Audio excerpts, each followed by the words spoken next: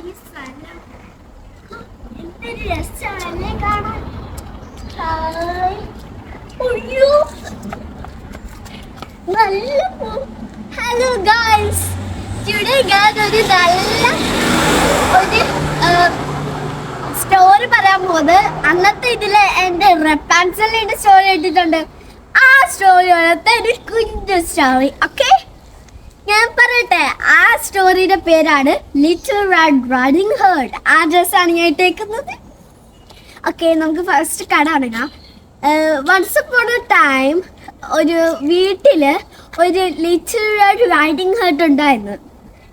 അവളെ അമ്മ അവളെ മുത്തശ്ശിക്ക് വേണ്ടി ഇങ്ങനെ കുറേ ഉണ്ണിയപ്പനും അതൊക്കെ ഇങ്ങനെ ഉണ്ടാക്കുകയായിരുന്നു.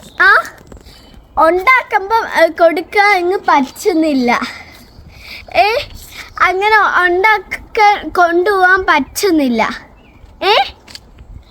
അങ്ങനെ കൊണ്ടുപോകാൻ പറ്റാത്തതുകൊണ്ട് എന്ത് ചെയ്തെന്നറിയോ, അവളെ മോള് ലിറ്റിൽ റെഡ് റൈഡിംഗ് ഹുഡിനെ കൊടുത്തു.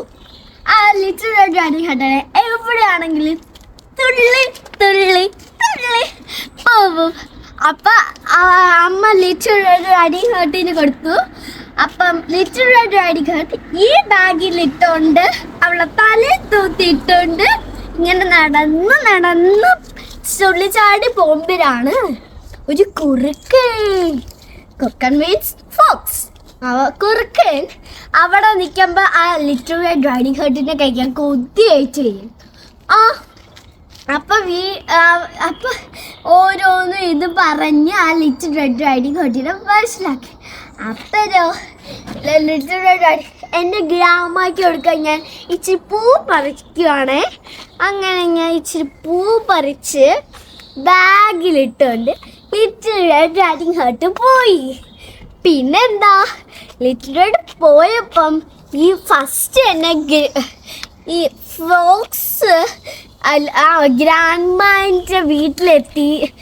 ഈ ലിറ്റിൽ റെഡ് റൈഡിംഗ് ഹുഡിൻ്റെ സൗണ്ട് വെച്ചിട്ട് ഗ്രാമ എടുത്ത് തുറന്നു. അപ്പം ഗ്രാമ പറയുക, തുറന്നു എൻ്റെ പുന്നാരിക്കുട്ടി എന്ന് തുറന്നിട്ട് അപ്പം ആ ഫോക്സ് വന്ന് ആ ഗ്രാമിനെ തിന്നു. എന്നിട്ട് ഫോക്സ് ഗ്രാമീൻ്റെ വസ്ത്രം വെച്ച് കിടന്നുകൊണ്ട് കിടന്നു. അപ്പം ലിറ്റിൽ റെഡ് റൈഡിംഗ് ഹുഡ് വന്നപ്പം ആ ഫോക്സ് സൗണ്ട് മാറ്റി പറഞ്ഞു, വരൂ എൻ്റെ പേരക്കുട്ടി എന്ന് പറഞ്ഞപ്പോൾ ഫോക്സ് നടന്ന് വന്നു.